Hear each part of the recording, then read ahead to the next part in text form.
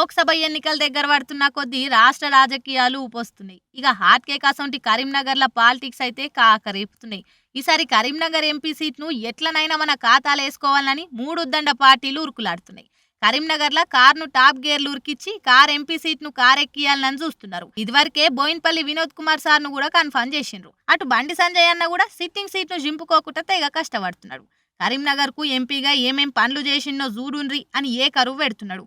కార్యకర్తలతోటి మిలాఖత్లు చేసి ఊర్ల పొంటి టూర్లేస్తుండు. అటు కాంగ్రెస్ కెళ్లి కరీంనగర్ నుంచి పోటీ చేసేటందుకు ఉమ్మడి కరీంనగర్ జిల్లా లీడర్లు చాలా మందే దస్తేసి కూస్తుండ్రు. మంత్రి దుద్దిల్ల సారోల తమ్ముడు సీనుబాబు కూడా కరీంనగర్లకెళ్లే పోటీ చేయాలని చూస్తున్నాడట.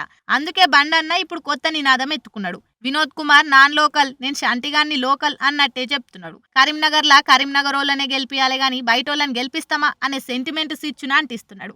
ఎవ్వల్ కాళ్ళు పోటా ఓటి ప్రోగ్రాంలు పెట్టుకుని గెలిచేటందుకు ఆయాసపడుతున్నారు. ముఖ్యంగా కరీంనగర్ల గెలుచుడు ఇప్పుడు చాలా టఫ్ అయింది. బీఆర్ఎస్ మున్పటి లెక్క లైట్ తీసుకునే పరిస్థితి లేదు. ఖచ్చితంగా 3 షేర్ల నీళ్లు తాగాల్సిందే. అటు సంజయ్ అన్న గుళ్ళ పంచాయత్ ముంగటేసుకున్నా కూడా ఓట్లు రాలే కథలేదు. కాంగ్రెస్ అధికారంలో ఉన్నది కాబట్టి ఆ సీట్ను షేజారు ఓనిచ్చు. కాబట్టి కరీంనగర్లో ట్రయాంగిల్ పోరుండబోతుందన్నమాట. కాకుంటే బీఆర్ఎస్ వాళ్ళు మాత్రం బండి సంజయ్ తోటి లోపైరాకి దోస్తాన పెట్టుకుని కాంగ్రెస్ వాళ్ళు కరీంనగర్లో డమ్మి క్యాండిడేట్ ను పెట్టబోతుండని ఇప్పటి సందే విమర్శలు షురూ చేసిండ్రు. అసెంబ్లీ ఎన్నికలల్లా కాంగ్రెస్ కు బండి చేసిన సాయానికి ప్రతిఫలంగా కరీంనగర్లో ఎంపీ సీట్లు గెలిచేతందుకు హెల్ప్ చేస్తురని దుబ్బెత్తి వస్తున్నారు. మరి చూడాలిగా ఏమైతుందో.